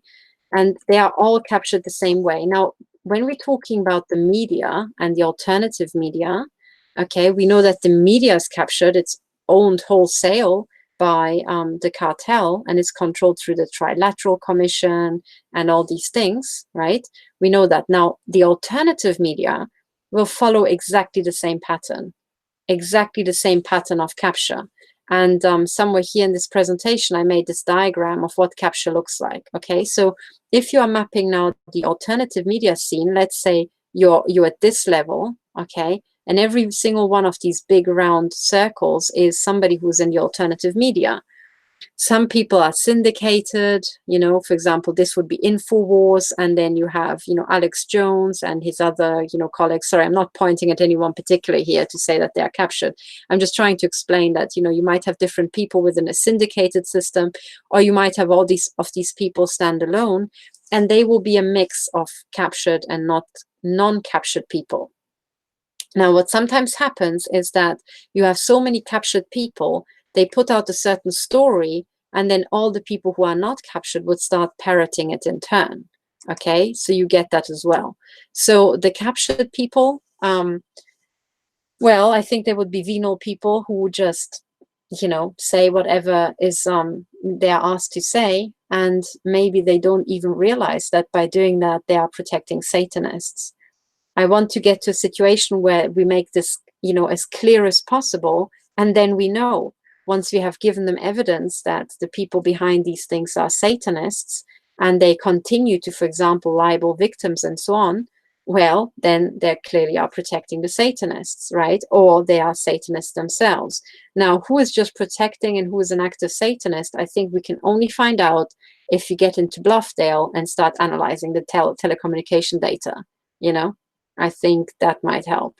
So, or we really get whistleblowers from MI6 and stuff like that. So I don't know. I find it extremely hard to say who is deeply involved and who isn't. But at the end of the day, it doesn't even matter that much. You know, the only thing that really matters is we need to be able to get through to the people, and we need to recapture it. So we need to start forcing people who are maybe honest and confused to start telling the truth. We need to force people who are protecting Satanists to say the truth and, you know, start going up against that if we can. So we need to, you know, do that. Hang on, I've lost the tab with where all your questions were running. Let me just find it again. Where is it? Okay. So let's see.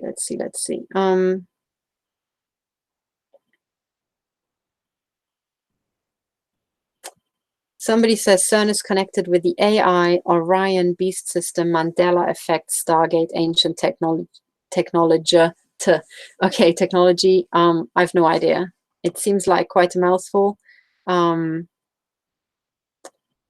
No idea about that.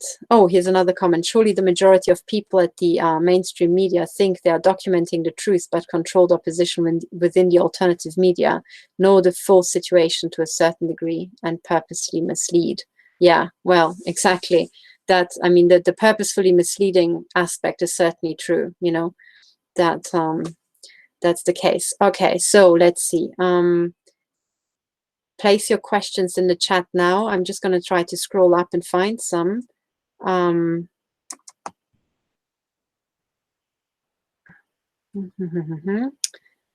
on, I'm just trying to, I hope somebody says, can I meet you? The answer is no, because for my personal safety, I can't really meet people in person. This is why I prefer to just do outreach over the internet.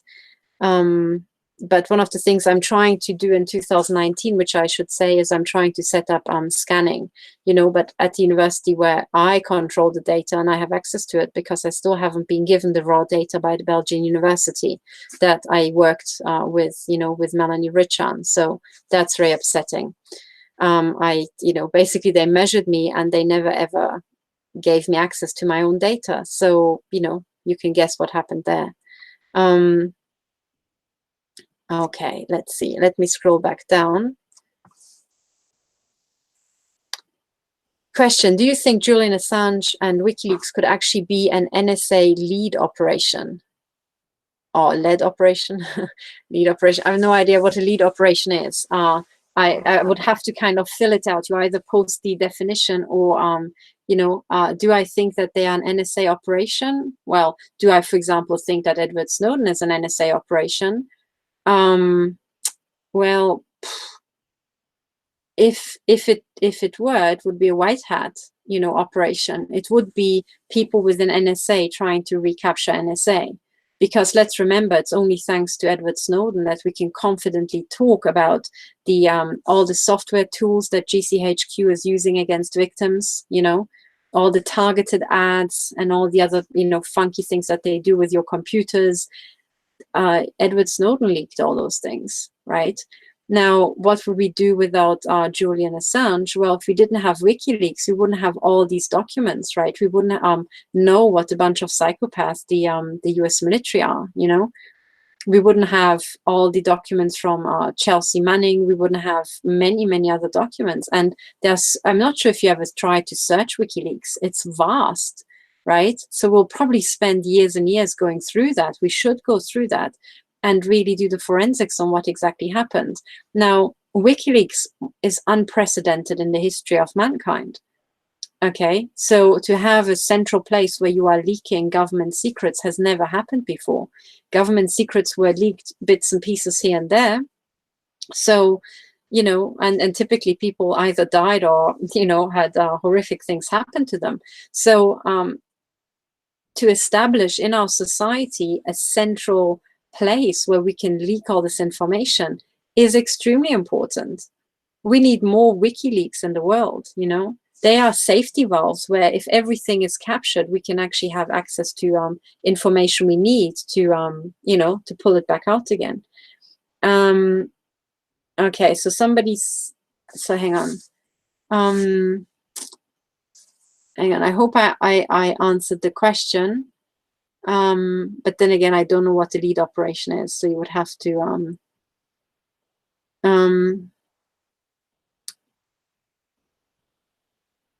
sorry, I'm trying to get back to where it was asked. I can't actually find it now. It's gone off the screen.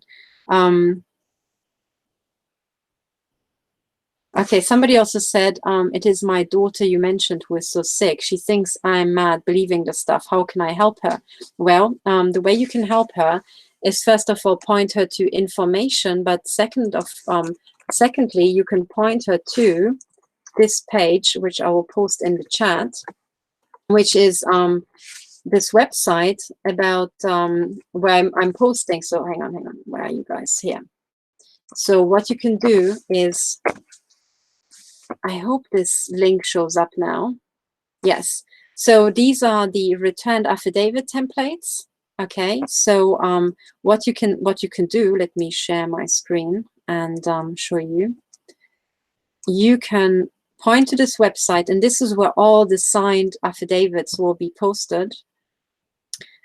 So with everybody who doesn't believe you, what you can do now, and will be even in a much better position to do soon, is you can point them to this website, International Affidavits, and these are all the people, for example, here, I just want to show you a sample affidavit, who are testifying about all the different things that they are being, you know, assaulted with. So this is just a quick overview, you know, partnership, marriage sabotaged, private life sabotaged, you know, forced relocations, stalking, interference with the vehicle and driving, crimes traveling abroad, computers and telecoms hacked, you know, business and employment impaired, you know, many other things, death and murder of others. So here you can already see, oh yes, police and prisons involved. So these are people, real victims who are testifying about this, okay?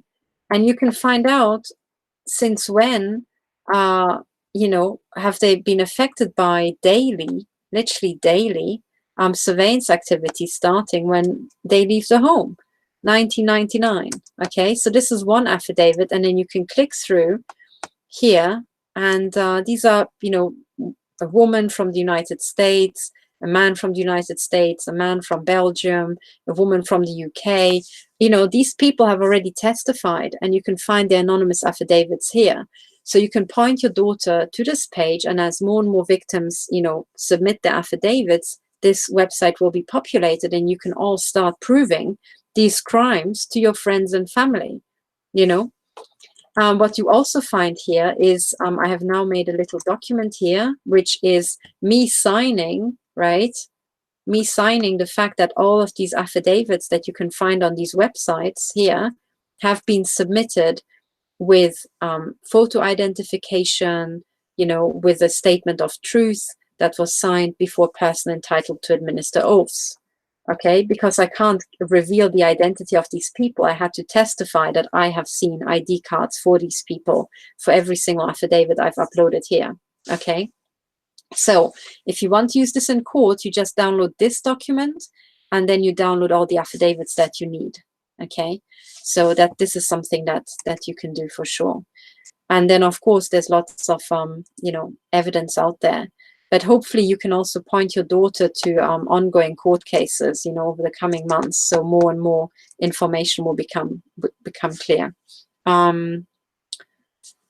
Okay. Any other questions?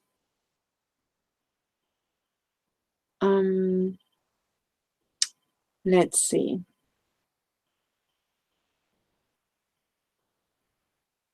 What are my thoughts on the Masonic theories of evolution, the Big Bang? I didn't realize that the theory of evolution is Masonic. And the Big Bang theory, okay, the Big Bang theory is so far a good working theory that we already know has some problems. Okay, so it is kind of a working theory, and it's on such a large scale that, well, you know, it will do for now, but there might be stuff we find out where it gets modified. But it's a good working model for now. Evolution, on the other hand, is you know, a pretty damn good theory, because it matches not just what's happening in living beings, it matches also what happens, for example, when systems evolve or when tweets go viral. Okay, and there's a great book you can read, you know, Charles Darwin's work, but you can also read Richard Dawkins, called The Selfish Gene. When you read Richard Dawkins' Selfish Gene, you will you know, understand how evolution works at the genetic level. And then in the very last chapter, Richard Dawkins takes it to the next level and says, when you're talking about intellectual concepts or other systems, what would be a gene becomes a meme. Okay, so the spread of memes is equivalent to evolution for ideas. Okay, so successful memes, sticky memes survive, and bad memes, you know, fall out of use with time. So because of this, you know, the spread of memes and so on, and the evolution of concepts, you can say, well, you know, the theory of evolution is actually a pretty good one. But I should also say that the theory of evolution should never ever be misused for this kind of misguided Nazi ideology of eugenics and the survival of the fittest. Because, by the way, this is also not what evolution is about. It's not about just the survival of the fittest, because evolution says every creature has its own habitat where it evolved to be the fittest for that habitat. You can't just compare creatures and say, okay, but this one is not as fit as that one, you know? So be careful. You know, the evolutionary theory is literally just that. You know, this describes how things change in an evolutionary way, but it shouldn't be used the other way around to say, okay, let's bring about evolution. Because part of the things that evolution also says is that by random trying, you end up finding solutions that you can't find if you actually sat down and try to develop this from scratch. So in other words, if you look at a human being and all the very fine chemical balances that run our organisms, and even just the intricate you know, design of our eyes, you couldn't have sat down with pen and paper and come up with this. But it has evolved over millions of years, you know, through trial and error. And this is what it, you know, settled into. So, you know, if anything, the theory of evolution says that eugenics is nonsense. And you should just let, you know, random trial and error in free nature have its course. So much about evolution. Right, what else?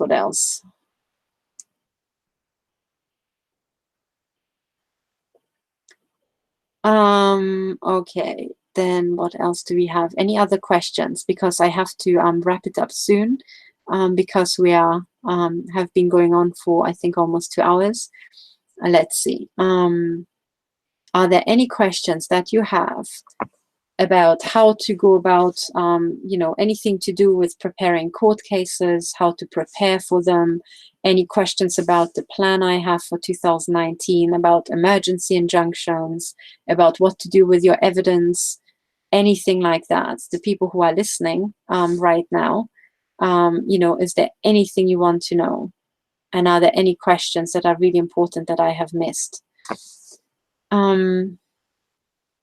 Okay, so I think it takes some time until the chat shows up at my end.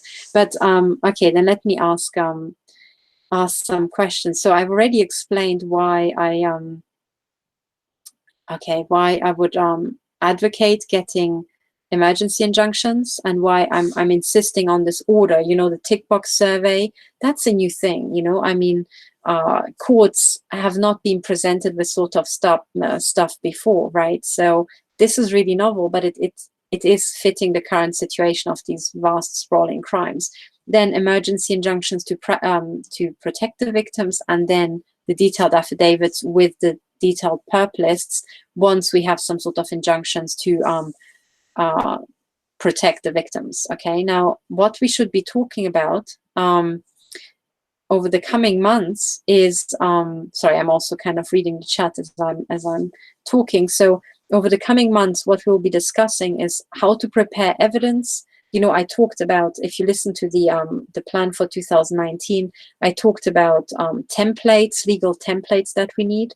So yeah, somebody said courts are all fake. Well, actually, they are not that fake, because they do have, you know, sweeping repercussions. But what is certainly the case is that fake law has been introduced into the courts, and some court procedures are fake. That's true. Okay, so what we have to do is we have to take the courts as they are now, and we have to force them back in how they should be working. And if you think about what I said in the beginning, you know, when you turn 18 or 21, you become a sovereign adult, right? What this means is that when you become a sovereign adult, you have a right to know and a say in every aspect of civil society. That is a common purpose thing, like the courts, like the police, right? But when I look at us now, none of us really know how the courts work. None of us really understand how the police is meant to work, how forensic evidence is meant to, you know, be collected, and so on. None of us understand how politics works. And what this means is that we have spent an awful lot of time watching movies, you know, instead of spending our evenings having discussions and really, you know, looking into how our systems actually work, right? So what happened is that the psychopaths who really had an interest subverting everything got going. They spent an awful lot of time looking into these things professionally, and they found out how to subvert our systems. And meanwhile, we weren't looking because we were watching TV. So now we're in this situation where we have to go back and we have to make everything work again, you know, we have to find out how are the courts working now, how do we intend them to work, and we have to force the courts and the judges who are actually hired, you know, by us to be organs of civil society to ensure law and order. You know, we have to force these judges to behave honestly. And we have to remember that at the end of the day, they are in the employ of civil society. You know, they're not, they shouldn't be in the employ of the Justice Department, right? What they should be in the employ with is us, to make our society safe and fair, right? They are the umpires, if you like, as we go about, you know, living our life. And should any problems arise, they are the umpires. And we all need to have a, you know, a set of rules that we agree on and that we can, you know, we can all sign up to. Those are our laws. And then we have these umpires to basically look into the detail of the cases and then judge for us. So this is how it should work, but it's not how it works right now, right? So the plan is now to go into courts, and if you watch the presentation, you will see that I do talk about all these subversion, and I also talk about in detail how to recapture the courts, you know, and you will find that information if you look in the index, how to recapture a corrupted judiciary. Okay, so this is it. Now I would like to wrap it up now.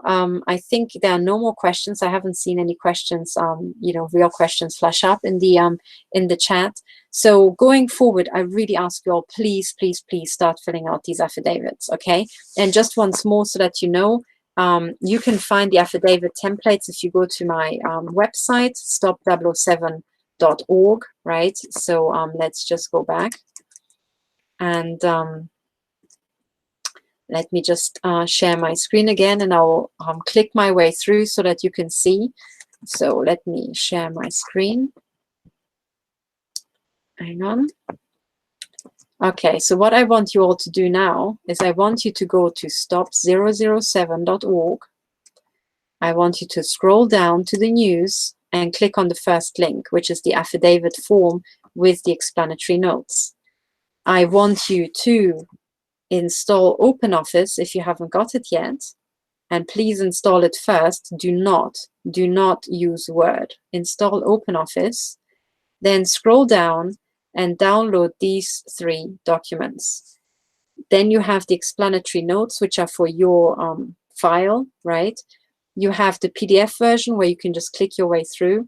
And then once you installed OpenOffice, you can open this file and start typing straight away, okay?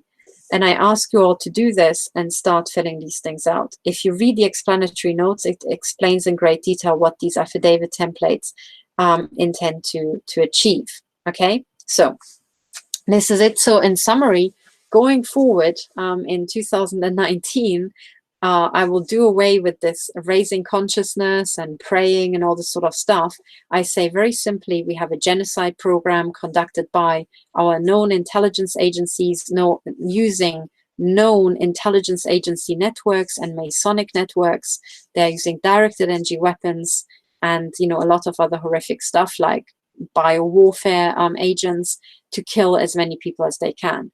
And then meanwhile, they torture them to death. They, you know, read out their brain states using brain implants. They torture people with voice to skull through ear implants and all this sort of stuff. And then a lot of people get synthetic dreams and movies being played through eye implants as well. Now, this is a horrific system, and we need to really shut them down, right, as quickly as possible. But I cannot do it alone. So what I really need is your help. Okay, so please fill out the affidavit template. As you start filling it out, it will jog your memory. Please start making bullet point notes as you're thinking of stuff, you know, and then the bullet points will be turned into full sentences later on in the summer for the full affidavits. Okay, and then I want a perp list, and then I want a list of all the people who you know have died or have been murdered.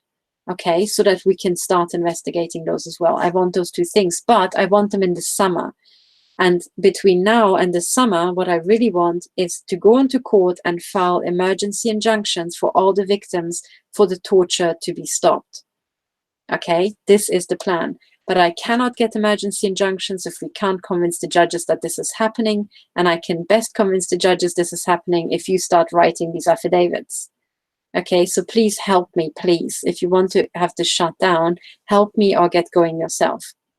The time scale is extremely tight, so please download what I've just showed you and get started now. Get started this weekend. You can actually get it done this weekend if you want to, but I would actually encourage you to actually wait, do it over 2 or 3 weekends where you can really think about it. Stuff will occur to you as you start filling it out.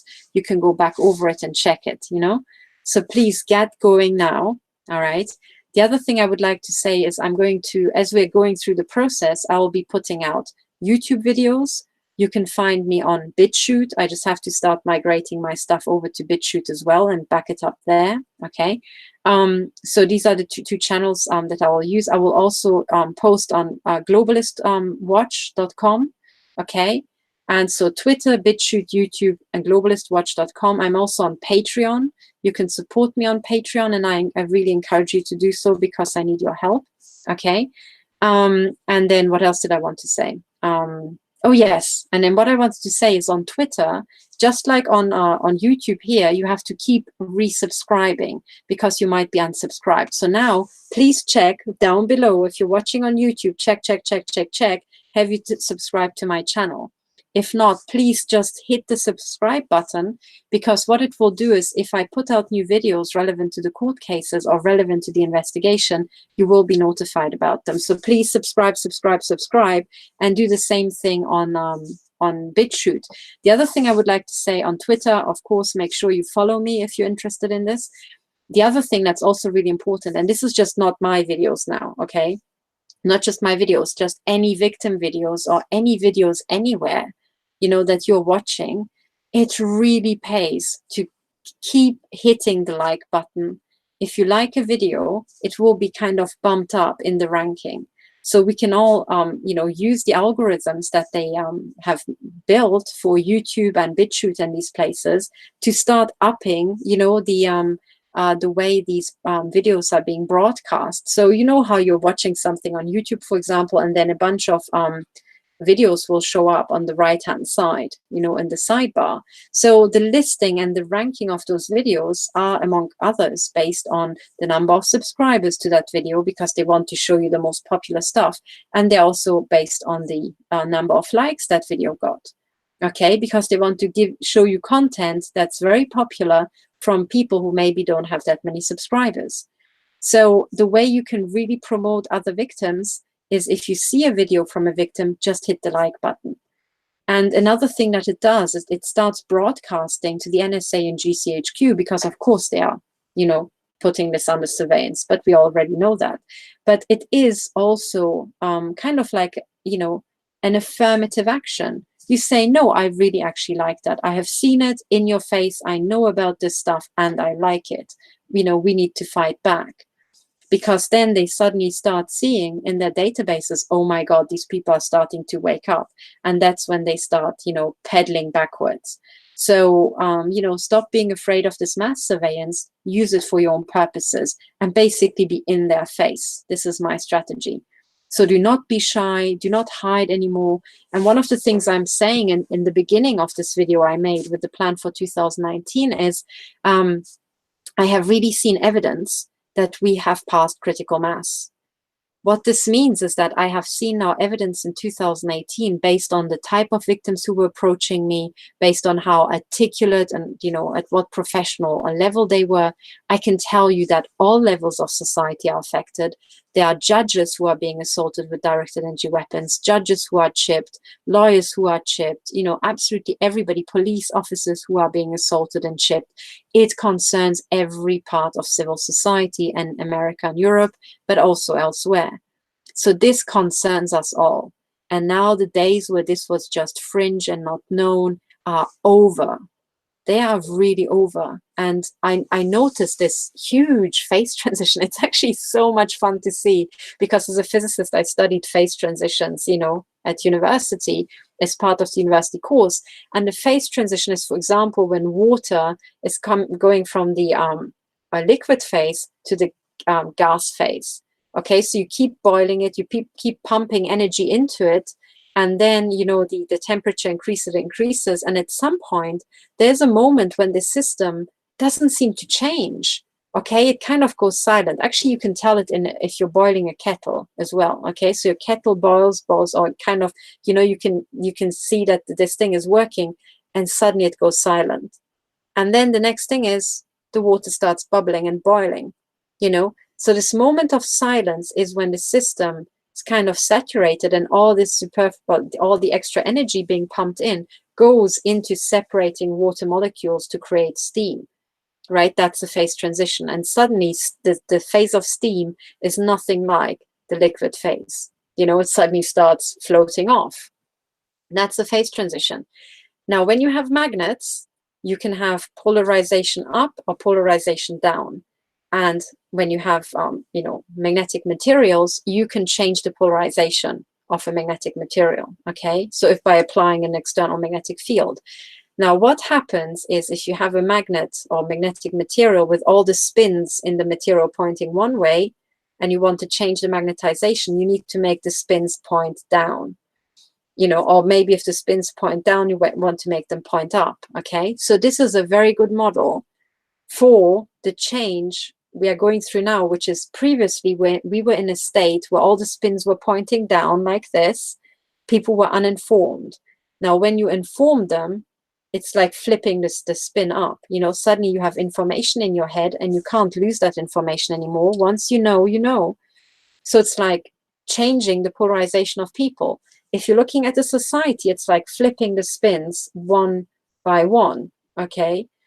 The external field would be the information you receive over YouTube and Facebook and your friends and family and all this sort of stuff. That's the external field. So if we want to go from the state that we were in, which was totally uninformed, to an enlightened state where we are fighting back against the cartel and we know what they're doing and who they are, we have to go through this phase transition. And what is typical for phase transitions is that at first it's really slow. So you apply the external field, there may be some spins start flipping early on. These would be the people who are very clued in. They read information, they can immediately process it and tell it's true. They would align with the new way of thinking. And then you have to keep doing that. And then there are little islands of people who all flip their, you know, spin. They all got enlightened and so on. But overall, the system still remains with polarization down. And you have to keep doing that. And at some point, when you have reached critical mass, when you reach the transition point, the system turnover point, what it means is that suddenly you have reached this halfway point where the people with the spin flipped dominate, and then they start exerting an influence on the people with the spin down around them, and suddenly in the second half the phase transition goes super fast. Okay, so it basically goes like this: really super slow, hard work, you know, you're climbing up the hill, then it slows down and you think nothing is happening, and suddenly it just goes woof, you know. And we have in 2018 passed this point, this critical mass point. But in the system that we're dealing with, it's also a point of no return. Simply because once you know what's going on, you can't unlearn this, right? So we can never, ever go back into our state of ignorance ever again. And this is why it's game over for the cartel. We've reached critical mass. That's it. Hallelujah. Now we just have to finish the job. And as we are moving forward to through 2019, you will see that we are accelerating. So just as slow and hard as it was to climb up the hill, it will be just as fast to actually roll down it again, you know, to finish the job. So this is how a phase transition works in complex human systems. Okay. Now, I had a really shit time in the second half of 2018. Nevertheless, I finished the end of 2018 on a super high note. And that's because I realized we have passed critical mass. So by the time it was New Year's, I was just celebrating. I was like, woo, we've actually done it. We've actually done it in 2018. The cartel is essentially toast, even though they might not know it yet because they don't know how to read complex systems. But that's it. It's game over for the Masons. It's game over for the Jesuits. It's game over for the banking cartel. It's game over for the US Space Command, who still keep machine gunning us. Yes, they can try to kill us. Yes, they can make their demise super dramatic, like a drama queen. But at the end of the day, it turns out, you know, the power transition model, and I suspect John Nash, were right all along. That's it. It's game over. We will shut down the banking cartel, you know, and I think the power transition model says at 95% confidence. So with 95% probability, that's pretty good, you know, that's pretty good. So yeah, and this is what we're in now. So please start picking up speed and start accelerating this entire process so that we don't have to spend so much time being shot in the head by these psychopathic degenerates who to the very last day will not understand that they have lost. Okay, so we really have to start going with these. And if you don't believe me, you can watch some of these, you know, sex offenders in court, because more and more of them end up in court. You can watch their pathological lying, and you can watch them deny that they are guilty to the very last moment, right? They want to continue, but the old system will never come back. The old system of abuse is done for, right? That's it. And whatever they do right now is just to accumulate evidence and expedite their demise. So, you know, there we are. That's, I would like to end on a positive note. And this is why I'm saying, stop praying, people. You don't need to pray anymore. You just need to get the shit done, please. So get going, you guys. Download this affidavit, start writing it, start collecting evidence, start encouraging other victims, start hitting the subscribe button on victim YouTube channels to encourage them to bump up their, you know, their rating on the YouTube algorithms. And really, this really helps to spread information around. Okay, so let's make all these systems work for us at last. So yeah, that's all I wanted to say. I thank you very much for listening, and bye for now. I'll be back soon with more news and more progress. So take care and have a wonderful weekend. Bye for now.